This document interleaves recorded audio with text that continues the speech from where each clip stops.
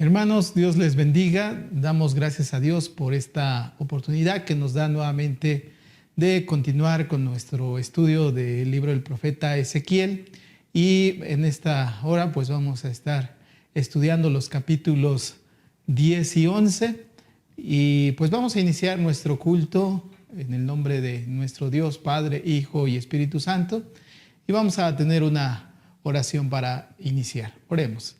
Señor, en este momento te damos gracias porque nos permites nuevamente el continuar conociendo más de tu palabra, el seguir aprendiendo.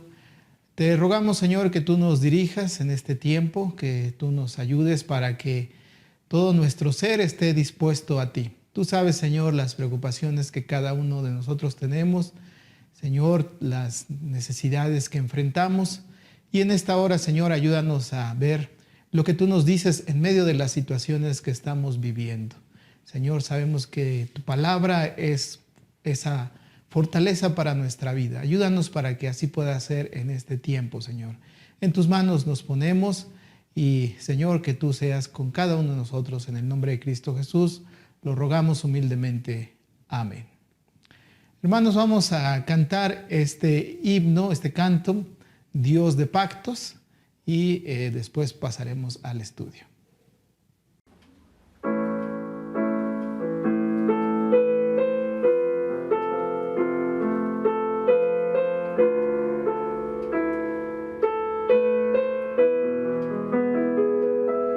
Dios de pactos, que guardas tus promesas, que cumples tu palabra, que guías mi destino. Dios de pactos, confío en tus promesas, descanso en tu palabra, por tu gracia estoy aquí.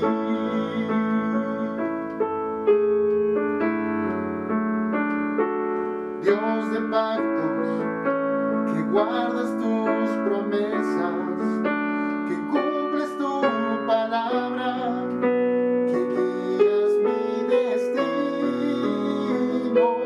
Dios de pactos, confío en tus promesas, descanso en tu palabra, por tu gracia estoy aquí.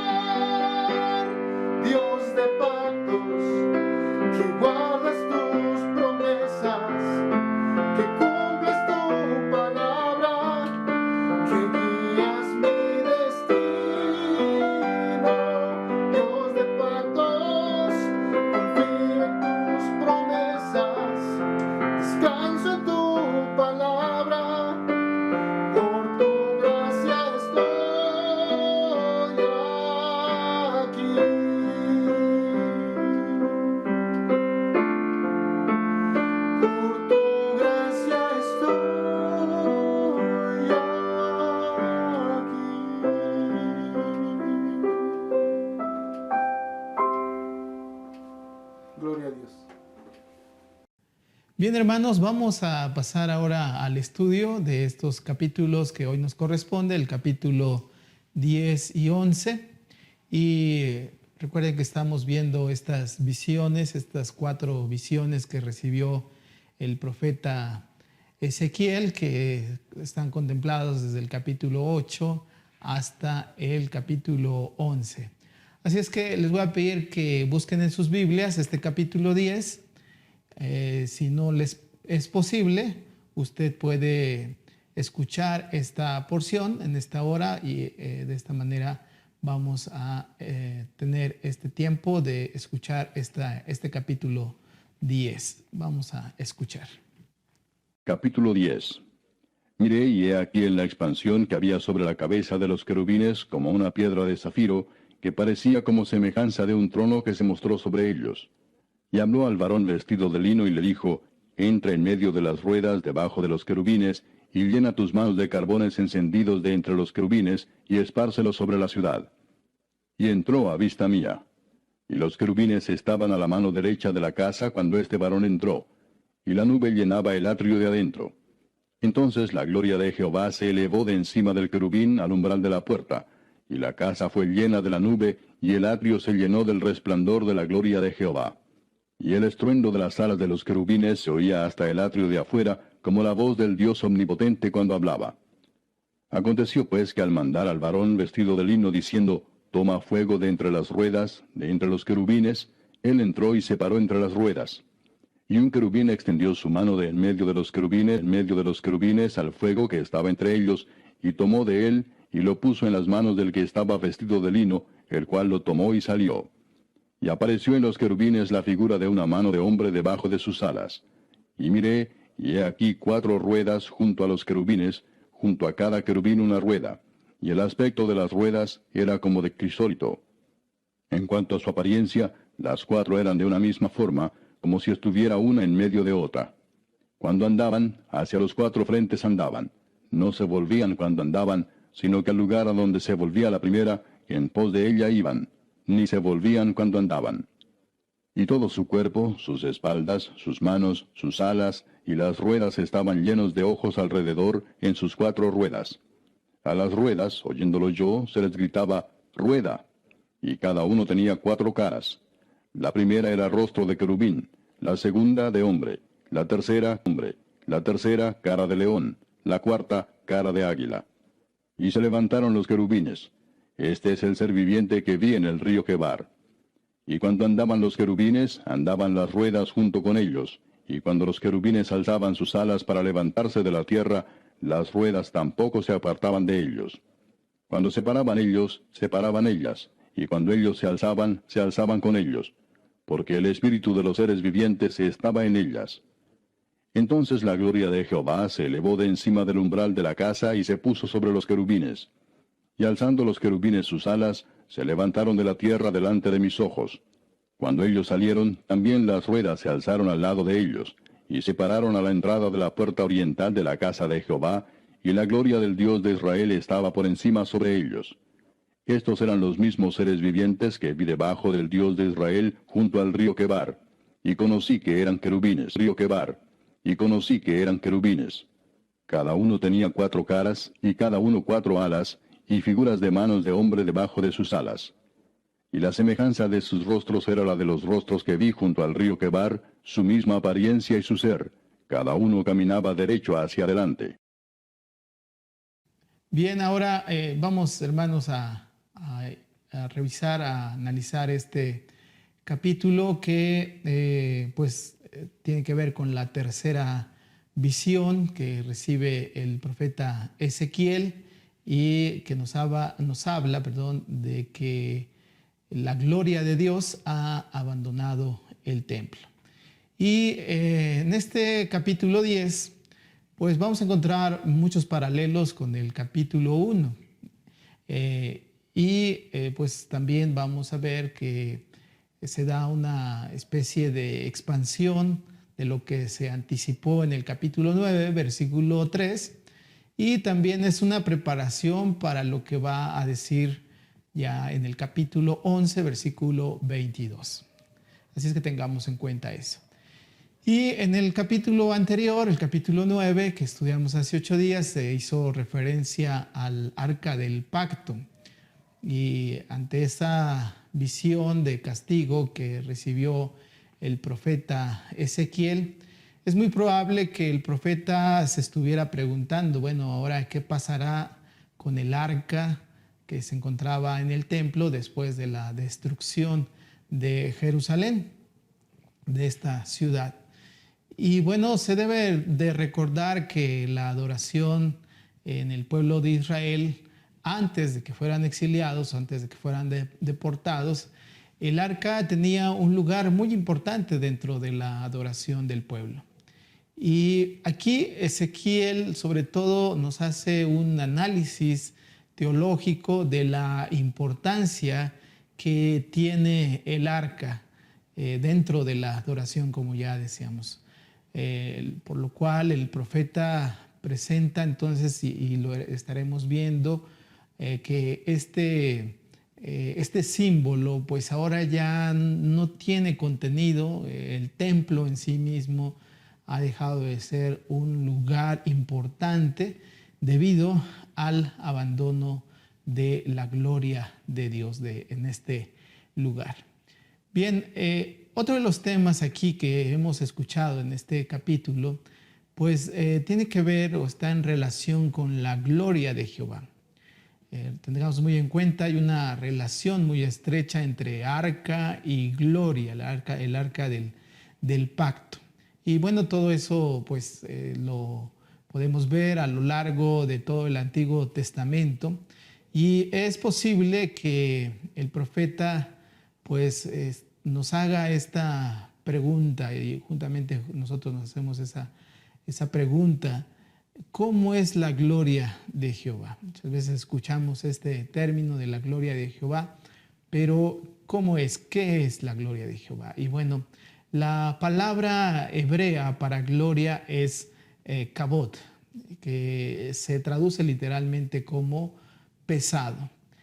Y bueno, el término parece indicar que se trata de una experiencia muy sentida, muy vivida. Eso es lo que expresa, es algo que verdaderamente tiene una relevancia, es pesado, y en la que se tiene una seguridad de la presencia de Dios. Es que no podemos hablar muy pues en términos de algo físico, sino de una experiencia que tiene un profundo sentir en el corazón. Así es que cuando hablamos de esa presencia de Dios se refiere a eso.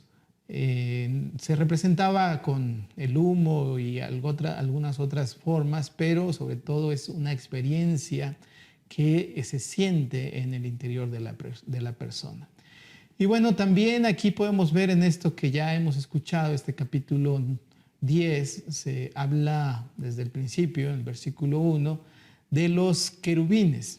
Y vamos a reflexionar primeramente un poco sobre sus funciones. Y en el Antiguo Testamento estos son presentados, los querubines, como guardianes colocados por Dios. Ahí en Génesis también eran como adornos dentro del santuario, ahí en Segunda de Reyes, y también se refiere en Primera de Samuel como los que sostenían el trono de Dios. Y también en el libro de los Salmos también se habla de que sirven como corceles de la divinidad. El profeta Ezequiel pues estaba muy influenciado por estas descripciones, sobre todo ya mencionamos de esta relación de los querubines y el arca, como se menciona ahí en Éxodo en el capítulo 25 o en Primera de Reyes. Ahí están esos textos donde se menciona. Pero no obstante, lo que aquí podemos ver es que hay unas diferencias muy importantes. Y por ejemplo, ahí en los relatos de Éxodo y Primera de Reyes, pues se habla de 2 querubines que rodeaban el arca, mientras que en la visión de Ezequiel se habla de 4. Y en el texto de Éxodo, también de Reyes, se habla de que estos querubines tenían 2 alas con las cuales cubrían el arca, mientras que en Ezequiel se hace una referencia de que tenían 4 alas. Además también se habla de las cabezas que tenían. Se habla de que esta cabeza, bueno, era una sola cabeza, pero que tenía 4 caras. Otro también elemento que diferencia estas 2 imágenes tiene que ver con que en Éxodo y en Primera de Reyes se presentan estos querubines en una posición estática, es decir, no estaban en movimiento, mientras que en Ezequiel sí se encuentran en movimiento. Se habla de que mueven las alas, de que extienden las manos. Así es que el profeta, en su descripción de estos querubines, los presenta como guardianes y quienes también llevan la gloria de Dios. Se debe mencionar también que el pasaje que hemos visto, este capítulo 10, presenta 4 escenas que se encuentran de una forma muy significativa y que representan movimiento. En la primera escena es esta donde se le ordena a este varón vestido de lino, ahí en el versículo 1 y 2, que tome carbones encendidos entre los querubines. Esta orden que se le da a este hombre vestido de lino para que tome estos carbones encendidos y que también los esparza en la ciudad, pues es una referencia a un juicio. Recordemos que los carbones encendidos, ahí en el capítulo 1, versículo 13, pues aparentemente son solo un ornamento, pero ahora se trata de como decía hace un momento, un instrumento de juicio, ya que hace alusión al fuego. Algunos ven en este acto, pues, un acto también de purificación, como lo menciona el capítulo 6 de Isaías. Y recordemos, hermanos, que siempre en la Biblia los juicios tienen un propósito redentor. Ahora, la segunda escena, donde se muestra cómo la gloria de Dios se mueve, esto está en los versículos del 3 al 8, que ya hemos escuchado, y que de esta manera nos hace ver que después de la orden que se le ha dado a este hombre vestido de lino, y pues aquí debemos de detenernos a pensar un momento en esta referencia al trono, del cual ya se ha hablado también en el capítulo 1. Hay algunos datos que se mencionan ahí en el versículo 1 y luego en el versículo 3 al 5, que pues también no se han mencionado anteriormente. En el versículo 1 pues se introduce el tema del trono para luego detallar algo sobre sí mismo. El primer dato tiene que ver con la ubicación de estos querubines y el trono.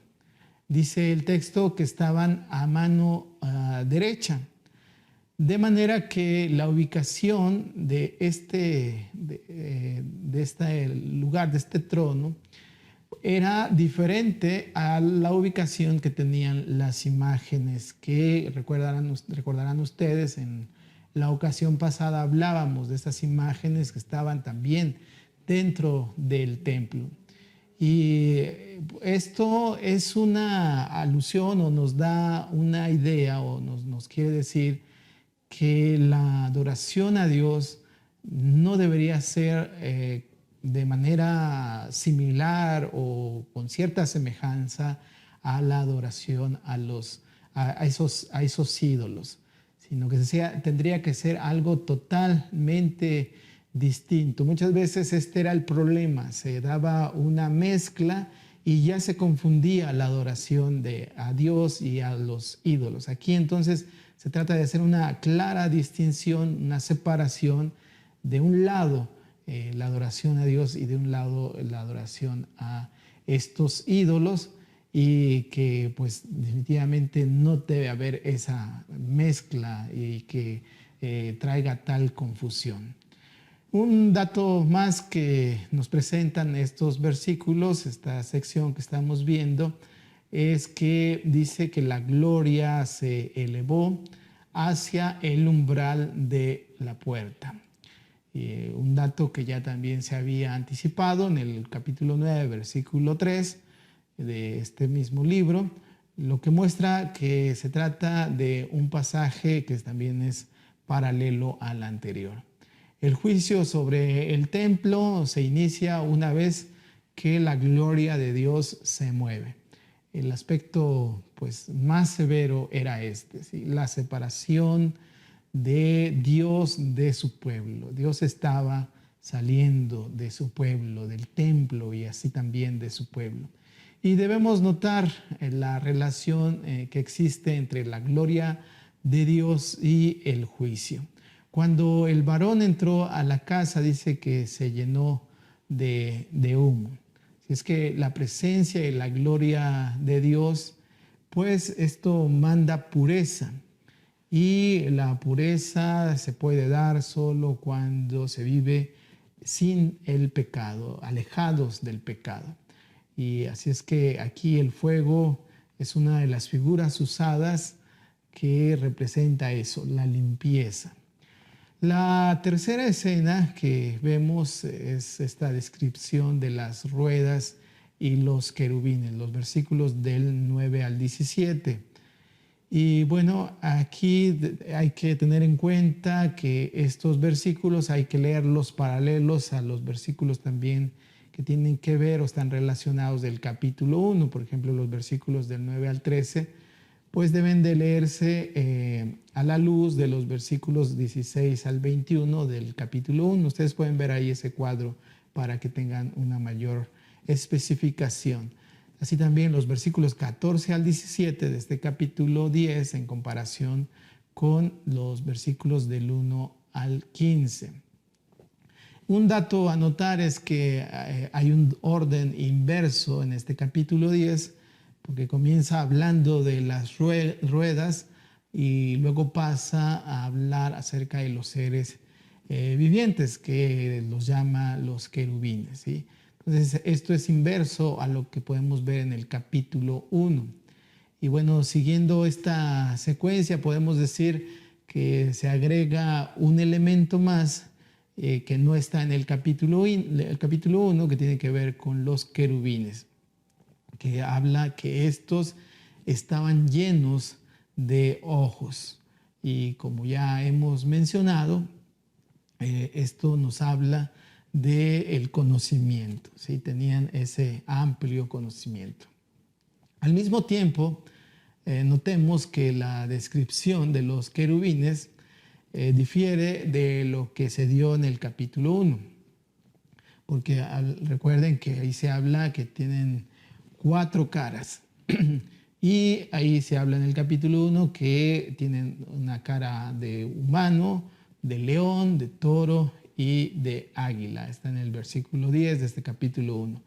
Y aquí en este capítulo 10 se habla de que tienen cara de hombre, de león y de águila, ¿sí? Es posible entonces que el autor tuviera algunas razones para sacar de la lista la cara de toro. Y tal pareciera que de acuerdo a la tendencia que había entre los israelitas de adorar a los becerros, tal parece que por eso fue eliminada esta cara, ¿sí? Finalmente, la cuarta escena es con relación a la gloria de Jehová, que de esta manera se eleva junto a la puerta. Esto contempla los versículos del 18 al 22.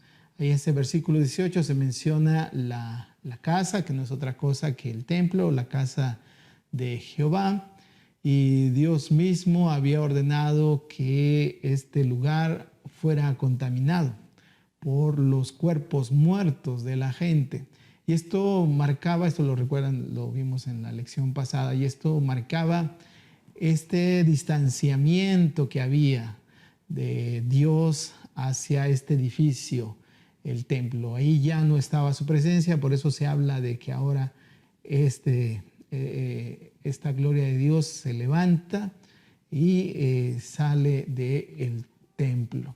Y todo esto como producto del pecado del hombre. Así es que, hermanos, esto es algo que nos lleva a meditar en que si nosotros no dejamos el pecado, si nosotros no atendemos el llamado de Dios a vivir en fidelidad, esto aquí lo podemos escuchar, lo podemos ver, es que Dios abandonaría también este templo, y eso también sucede en medio de nosotros. Si nosotros somos quienes nos resistimos y alejamos a Dios, pues Dios no le queda otra más que apartarse de nosotros. Muchas veces Dios es insistente con nosotros, nos llama, pero muchas veces también no va a actuar de una manera autoritaria. Si nosotros decimos que le damos lugar en nuestra vida, lo hará. Dice Apocalipsis que Él está llamando a la puerta. Si alguno abre, entrará. Si no se le abre, entonces no entrará, porque Dios no es alguien autoritario. Bien, pasamos a la cuarta visión, que está en el capítulo 11, y vamos a escuchar este capítulo 11 para después ir reflexionando sobre su contenido. Escuchemos, hermanos. Capítulo 11. El Espíritu me elevó y me llevó por la puerta oriental de la casa de Jehová, la cual mira hacia el oriente, y he aquí a la entrada de la puerta 25 hombres, entre los cuales vi a Jaazanías, hijo de Azur, y a Pelatías, hijo de Benaía, principales del pueblo. Y me dijo, Hijo de hombre, estos son los hombres que maquinan perversidad, y dan en esta ciudad mal consejo, los cuales dicen, no será tan pronto, edifiquemos casas, esta será la olla, y nosotros la carne. Por tanto, profetiza contra ellos, profetiza, hijo de hombre. Y vino sobre mí el Espíritu de Jehová, y me dijo, Di, así ha dicho Jehová. Así habéis hablado, oh casa de Israel, y las cosas que suben a vuestro espíritu yo las he entendido. Habéis multiplicado vuestros muertos en esta ciudad, y habéis llenado de muertos sus calles. Por tanto, así ha dicho Jehová el Señor. Vuestros muertos que habéis puesto en medio de ella, ellos son la carne, ellos son la carne, y ella es la olla. Mas yo os sacaré a vosotros de en medio de ella. Espada habéis temido, y espada traeré sobre vosotros, dice Jehová el Señor. Y os sacaré de en medio de ella, y os entregaré en manos de extraños, y haré juicios entre vosotros. A espada caeréis, en los límites de Israel os juzgaré, y sabréis que yo soy Jehová. La ciudad no será por olla, ni vosotros seréis en medio de ella la carne. En los límites de Israel os juzgaré. Y sabréis que yo soy Jehová, porque no habéis andado en mis estatutos, ni habéis obedecido mis decretos, sino según las costumbres de las naciones que os rodean habéis hecho. Y aconteció que mientras yo profetizaba, aquel Pelatías, hijo de Benaía, murió. Entonces me postré rostro a tierra y clamé con gran voz y dije, Ah, Señor Jehová, ¿destruirás del todo al remanente de Israel? Y vino a mí palabra de Jehová diciendo, Hijo de hombre, tus hermanos, los hombres de tu parentesco y toda la casa de Israel, toda ella son aquellos a quienes dijeron los moradores de Jerusalén, Alejaos de Jehová, a nosotros es dada la tierra en posesión.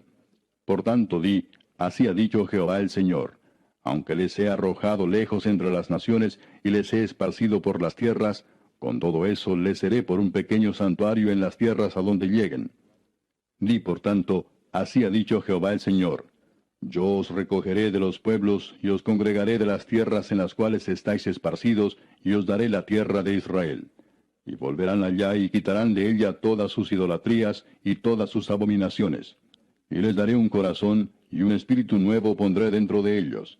Y quitaré el corazón de piedra de en medio de su carne, y les daré un corazón de carne, para que anden en mis ordenanzas, y guarden mis decretos, y los cumplan, y me sean por pueblo, y yo sea a ellos por Dios. Mas a aquellos cuyo corazón anda tras el deseo de sus idolatrías y de sus abominaciones, yo traigo su camino sobre sus propias cabezas, dice Jehová el Señor. Después alzaron los querubines sus alas y las ruedas en pos de ellos, y la gloria del Dios de Israel estaba sobre ellos. Y la gloria de Jehová se elevó de en medio de la ciudad, y se puso sobre el monte que está al oriente de la ciudad. Luego me levantó el Espíritu y me volvió a llevar en visión del Espíritu de Dios a la tierra de los caldeos, a los cautivos. Y se fue de mí la visión que había visto. Y hablé a los cautivos todas las cosas que Jehová me había mostrado.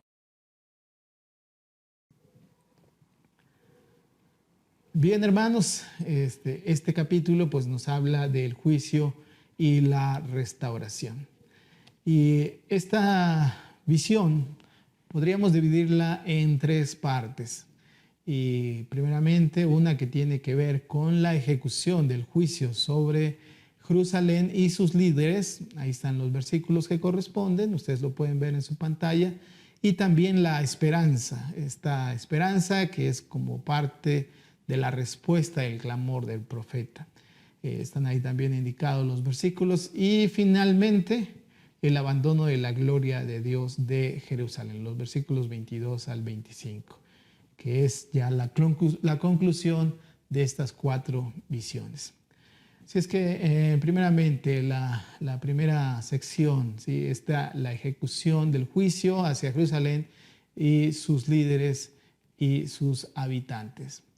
Y hay algunos elementos que debemos resaltar en estos versículos. Aquí, primeramente, el versículo 1 y hasta el versículo 4, encontramos lo que se podría llamar como, algunos lo han llamado como el concilio de la infamia. Este grupo de personas, ese es el concilio, este grupo de personas, 25 hombres que ahí se mencionan y que participan de esta infamia.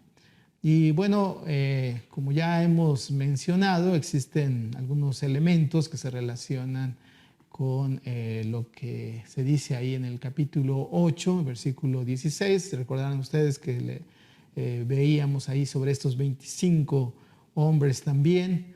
Esto es también ahora mencionado, pero también hay algunas diferencias entre estos dos textos. Por un lado podemos ver que es el mismo número de personas, como ya dijimos, pero la diferencia es que aquí ahora se habla de manera concreta. Recuerden que estos 25 hombres estaban adorando al sol, y aquí se habla específicamente de que estos 25 hombres estaban maquinando perversidad y daban mal consejo. Ahí lo menciona también el texto.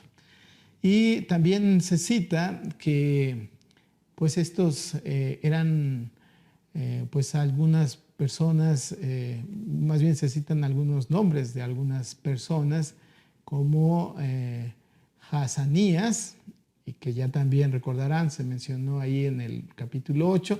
Sin embargo, este no es el mismo, porque en el capítulo 8 se habla de que es hijo de Safán, mientras que aquí se habla de que es hijo de Asur.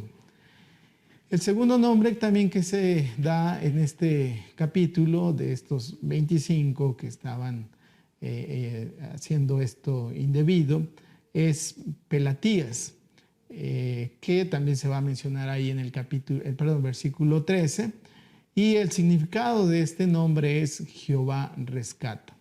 Posiblemente en este contexto esto representaba o respondía a la esperanza del pueblo. Así es que al referirse a los pecados de estas 25 personas, el profeta usa tres participios. Recordemos que en la gramática hebrea las características de los participios es que es una acción continua, ¿sí? Y que va en aumento. Así es que cuando habla de que maquinaban, era algo que iba en aumento. Cuando hablaba de aconsejar, también dice ahí que decían, esto de dicen era en el sentido de decidir. Si es que esto iba creciendo constantemente, iba en aumento. Y como vemos en estas tres acciones, muestran progreso, de ir maquinando, de ir pensando en aquello que perjudicaba la fe de su pueblo. Y aquí pues debemos de tener esto muy en cuenta, sobre todo como líderes, de ser un buen ejemplo en la dirección del pueblo de Dios. Lo que hacían estos líderes era que pues indicaban que deberían de edificar casas. Esto era una forma pues falsa de hacer creer a la gente que el castigo no estaba cercano. Esto hacía que la gente no tuviera pues una acción de cambiar, porque veían el castigo como algo lejano. Y esto es algo que debemos de tener cuidado de que pues no veamos las consecuencias de nuestro pecado como algo que no va a ser retribuido, sino siempre de hacer ver entre nosotros, sobre todo quien comparte la palabra de Dios, sobre el castigo, que es algo inminente. Así es que estos decían, vamos a seguir construyendo nuestras casas.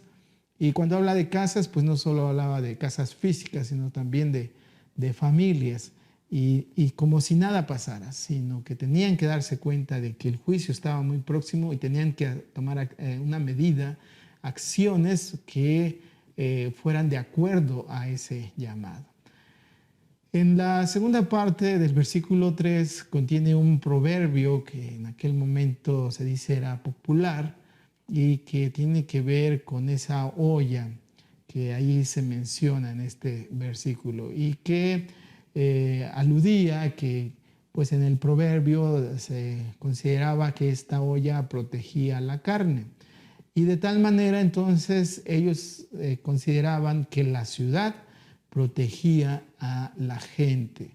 Esto les daba la certeza de que a ellos no les pasaría nada porque estaban dentro de la ciudad. Y esto es algo que nos llama a nosotros a no confiar en otra cosa sino en Dios. A veces confiamos que nos va a proteger la economía, nos va a proteger el poder, en fin.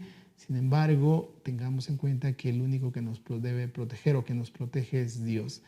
Y pues aquí debemos notar que el profeta estaba utilizando este proverbio, pero en sentido inverso. Estos se sentían, vuelvo a repetir, estas gentes se sentían tan seguros como si estuvieran dentro de esa olla de acero. Ahora, los versículos del 4 al 13 de este capítulo 11 lo podemos dividir en 4 partes. En la primera parte, donde se habla sobre esta orden que recibe el profeta, ustedes pueden verlo ahí en su pantalla también.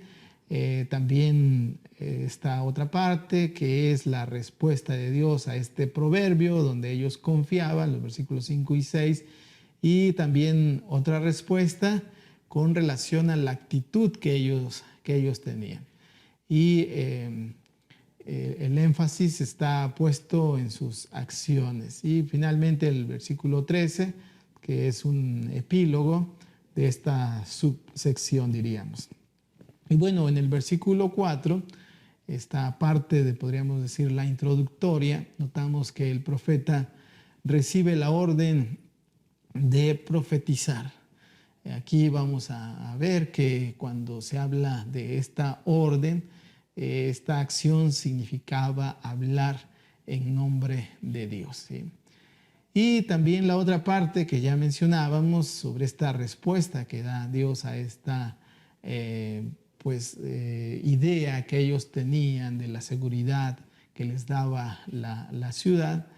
Y aquí se desenmascara, el profeta desenmascara la realidad violenta de la gente en la ciudad. La ciudad no proporcionaba la seguridad como esa olla. Así es que lo que ellos decían que dentro de la olla tenían seguridad era una mentira, porque entre ellos mismos estaban dañando, estaban creando injusticias y muerte, y pues todo esto que había provocado graves daños en el pueblo. Y los versículos del 7 al 12, que es otra respuesta también, o diríamos una segunda respuesta a esta idea que hemos estado mencionando de la seguridad que les daba la ciudad. Y aquí podemos dividir en dos partes esta respuesta, los versículos del 7 al 10 y del 11 al 12.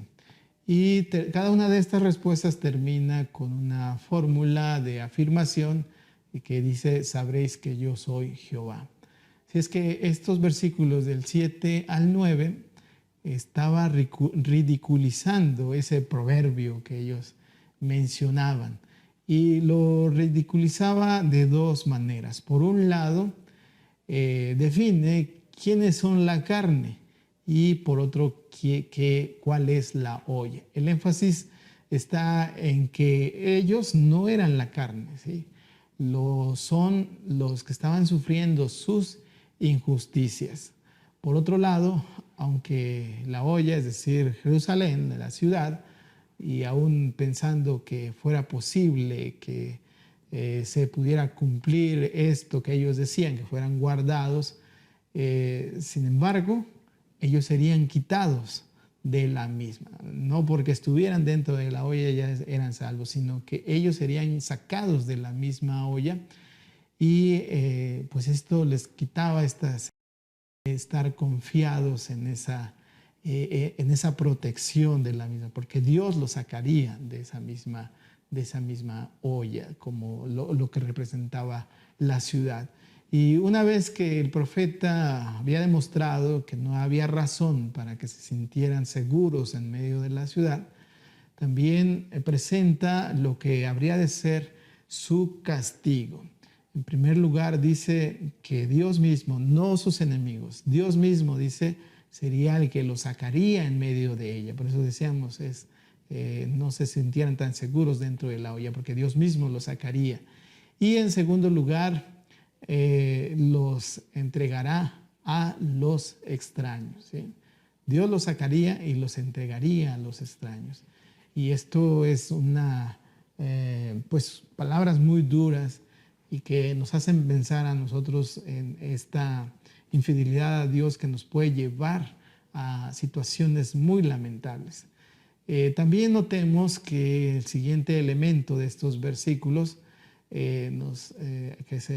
podemos ver ahí en este versículo 8, que a pesar de la seguridad expresada en sus palabras, Dios, que conocía su interior, sabía cuál era su mayor temor, y dice que ese temor los iba a alcanzar. Aunque intentaran escapar, aunque se fueran hasta los límites, ahí serían alcanzados. Nadie escapa de Dios. Finalmente, los versículos 11 y 12 reiteran que la ciudad no será un lugar de refugio donde puedan estar seguros. Al mismo tiempo, el versículo 12 vuelve a mencionar las razones por las que van a recibir ese juicio. Como ya hemos dicho, el versículo 13 funciona como un epílogo y también nos da la introducción a lo que sigue, que ya son los versículos 14 al 21, donde se habla de esta esperanza. Esta segunda sección de este capítulo contiene un mensaje de esperanza en ese tiempo de dolor. Esta sección es algo así como una respuesta a la pregunta que hacía el profeta en la sección anterior, y comienza con una situación muy puntual en relación con los habitantes de Jerusalén, con los desterrados, los cautivos, y para luego mirar hacia el futuro y al interior de los corazones. Los versículos 14 al 16 presentan una aparente discusión entre estos dos grupos. Recordemos que durante esta conquista de Babilonia, unos se quedaron en Jerusalén y otros fueron exiliados, fueron desterrados. Y había esta discusión Y aquí encontramos la respuesta que Dios da a esta discusión. Dice que pues en razón recordemos que los exiliados pues estaban fuera de la ciudad, fuera de Jerusalén, de Judá, y los que se habían quedado en Jerusalén consideraban que por ese hecho de que ya no estuvieran, habían perdido el derecho a la tierra y a redimir esa tierra. Por lo que pues ellos, los que ahí estaban en Jerusalén, pues habían tomado posesión de la tierra. Y de acuerdo al Antiguo Testamento, pues la tierra pertenece a Dios y es Dios quien determina de quién debería ser esa tierra. Una vez que la tierra era dejada por alguien, pasaba a su familiar más cercano. Sin embargo, aquí pues hubo, pues como decimos en nuestro lenguaje coloquial, alguien se apropió, se agandalló esos terrenos y estas personas lo hicieron así. Estos que estaban en Jerusalén, que se consideraban los más espirituales, los más importantes, y que utilizaban todo esto para cometer injusticias y que habían afectado a estos desterrados, ¿sí?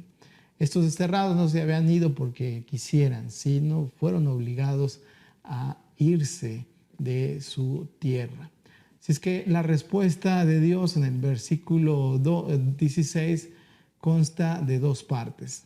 En la primera se puede notar un paralelismo enfático que tiene como propósito confirmar que estaban lejos de la tierra por decisión de Dios. No se fueron porque quisieron. Y la segunda parte es cuestionar su seguridad o creencia en relación con la tierra.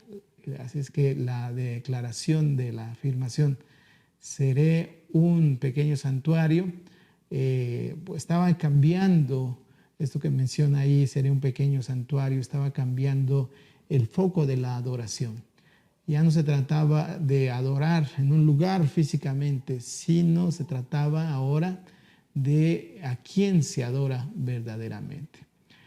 Los versículos 17 al 21 encontramos este mensaje que se dirige directamente a los exiliados. Y una visión que provee aquí es una serie de pasos de la renovación de Israel y su relación con Dios. El primer paso está representado en el versículo 17, que de acuerdo a la lectura del texto sigue el esquema del Éxodo. Por ello, algunos autores lo titulan como el nuevo Éxodo y comienza diciendo que serán reunidos desde los lugares donde habían sido esparcidos. Termina el versículo con una declaración que tiene como propósito oponerse a la que habían hecho los habitantes de Jerusalén. Ellos creían que Dios les había dado esa tierra, como ya lo dijimos. Ahora Dios mismo les dice a los exiliados que les dará la tierra, pues estos siguen siendo de Dios. El segundo paso se encuentra en el versículo 18 y tiene un eco de la demanda y la conquista representada en Josué 24-23.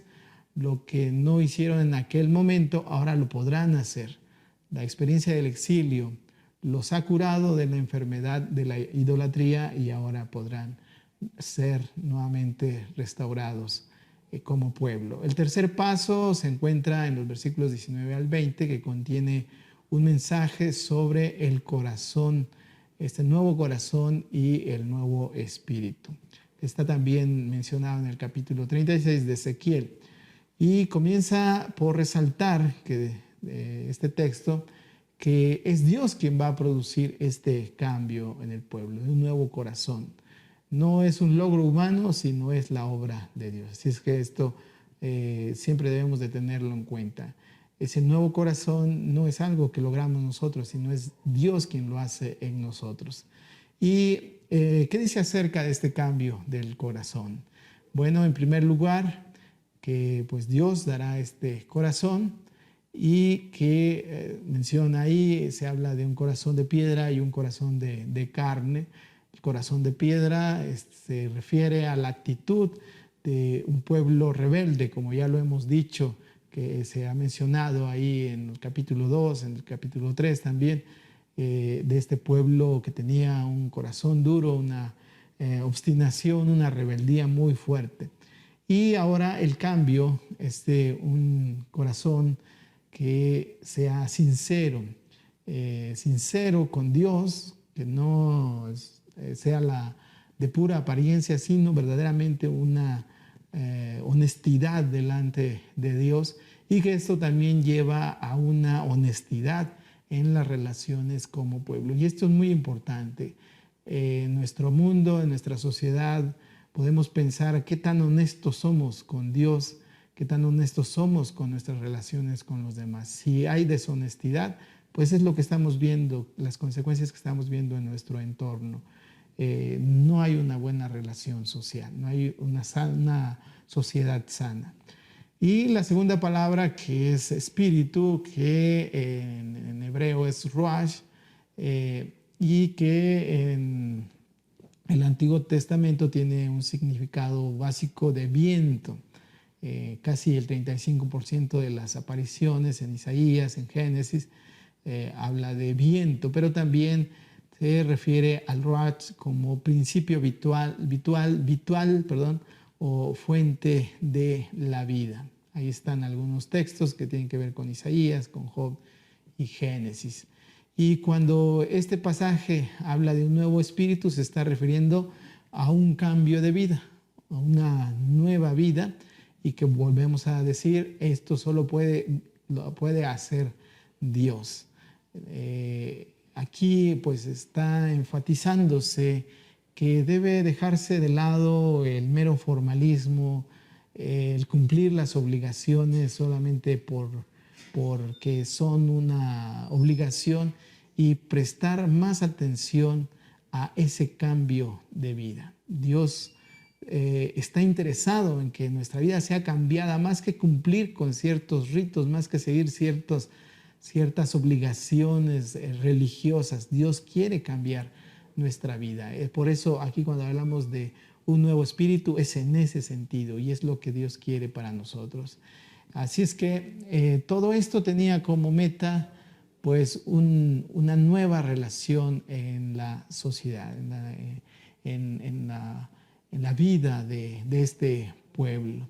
Un cambio exterior que se manifestara en una obediencia hacia las ordenanzas y los decretos, como dice ahí el mismo versículo 20. Así es que Dios espera que no solo vivamos una vida piadosa, sino que esta piedad sea manifestada en nuestras relaciones.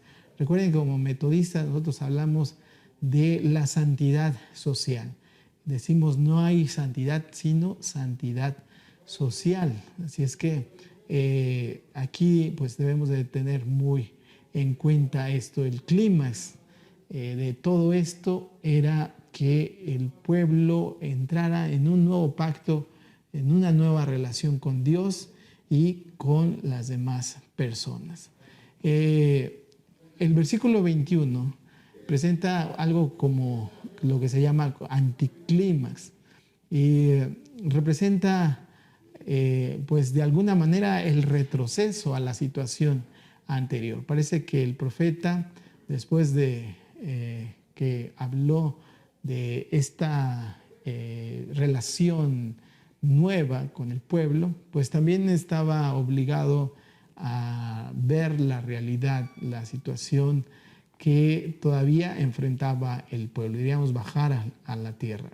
Finalmente, la última sección, esta conclusión que nos presenta los versículos 22 al 25, es la partida de la gloria de Dios.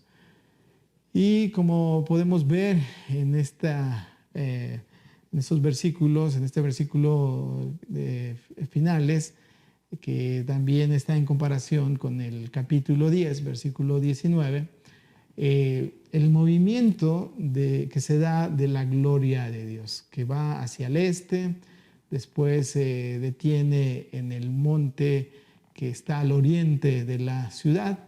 Esta es la ubicación donde se encuentra el Monte de los Olivos. Así es que aquí lo que estamos viendo es ese proceso del abandono de la gloria de Dios de su pueblo. El pueblo le había rechazado primero y ahora pues no queda otra sino alejarse de aquellos que lo estaban rechazando y que representaba también la pérdida de su protección como pueblo. Así es que, hermanos, aquí volvemos a enfatizar.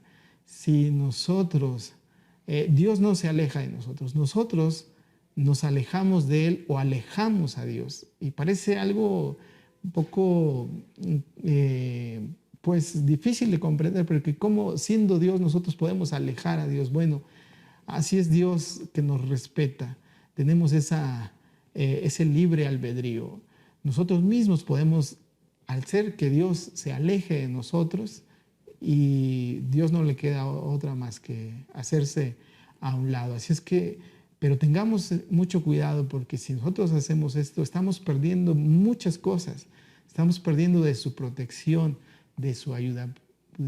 Mucha gente pudiera pensar, no pasa nada, nosotros nos podemos sostener por sí solos, pero la realidad es que necesitamos de Dios. Al final termina mencionándonos este capítulo sobre que así como el profeta fue tomado por el Espíritu, ahora el mismo Espíritu es quien lo regresa a la realidad para que cumpla con su tarea como profeta, que era comunicar las cosas que Dios le había mostrado, no sus propios pensamientos, sino lo que Dios le habría mostrado y que tenía que anunciar al pueblo. De la misma manera, Dios no nos deja ahí en ese lugar donde hemos recibido la visión, sino como también hemos leído en el Nuevo Testamento, en los Evangelios, como Jesús tomó a sus discípulos y los llevó al monte de la transfiguración y los regresó también para que de esta manera sirvieran en medio de las personas. Así también Dios lo hace con nosotros. Vamos a tener una oración para terminar. Señor, gracias te damos porque nos permites, Señor, en este tiempo reflexionar en tu palabra. Tú nos hablas, Señor, tú nos sigues hablando de, Señor, tu gloria, que quieres que siempre esté manifestada en nuestra vida. Necesitamos, Señor, siempre tener esa experiencia de tu gloria en nuestra vida, porque eso nos ayuda en muchas maneras. Pero, Señor, ayúdanos para que no caigamos como lo que sucedió con este pueblo, que, Señor, alejó tu gloria. Señor, hizo que tu gloria se apartara de en medio de ellos. Ayúdanos, Señor, para que nosotros siempre te demos lugar en nuestros corazones y dejemos que tú seas quien tomes totalmente nuestra vida, la vida de nuestra familia y de nuestra comunidad. Gracias, Señor, te damos y que, Señor, tú sigas hablando a cada corazón. En el nombre de Cristo Jesús te lo rogamos humildemente. Amén. Bien, hermanos, ahora vamos a recoger nuestras ofrendas. Decimos el texto de 2 Corintios 9:7, que dice así: cada uno dé como propuso en su corazón, no con tristeza ni por necesidad, porque Dios ama al dador alegre. Mientras cantamos este himno, bendice nuestra ofrenda. Recogemos nuestras ofrendas en nuestros hogares y recuerden que ahí lo puede tener o traerla posteriormente al templo.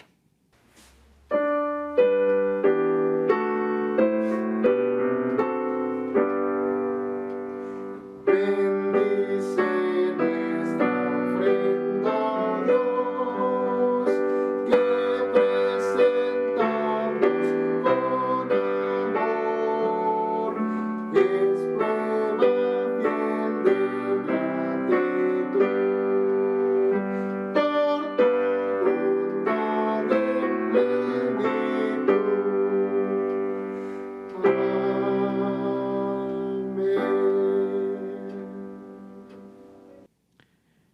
Bien, hermanos, vamos a decir juntos esta consagración de nuestras ofrendas. Esta oración la hacemos juntos. Señor Jesús, todo lo que tenemos es tuyo y todo lo que somos es tuyo. Al ofrecer estas ofrendas también ofrendamos nuestras vidas. Que todo lo que tenemos sirva para manifestar la gloria de Dios entre los necesitados. Amén. Hermanos, vamos ahora a cantar este himno. Haz lo que quieras de mí, que es el número 216 de nuestros himnarios, o también lo pueden ver en su pantalla. Cantemos, hermanos.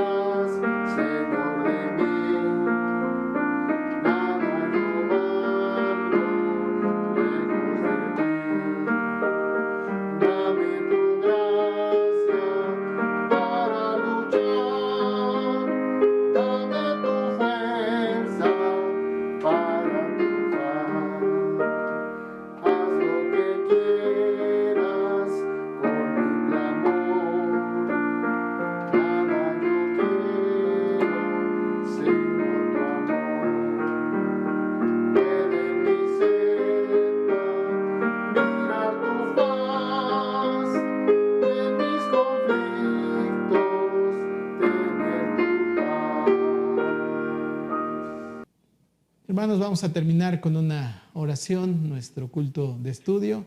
Oremos. Señor, gracias te damos porque en esta hora nos has permitido estar reflexionando en tu palabra. Que tú, Señor, sigas moldeando nuestra vida, tú nos sigas guiando y que nosotros nos dejemos siempre guiar por ti. Que tu bendición sea con cada uno de nosotros, te lo rogamos humildemente en el nombre de Cristo Jesús. Amén. Dios les bendiga, hermanos.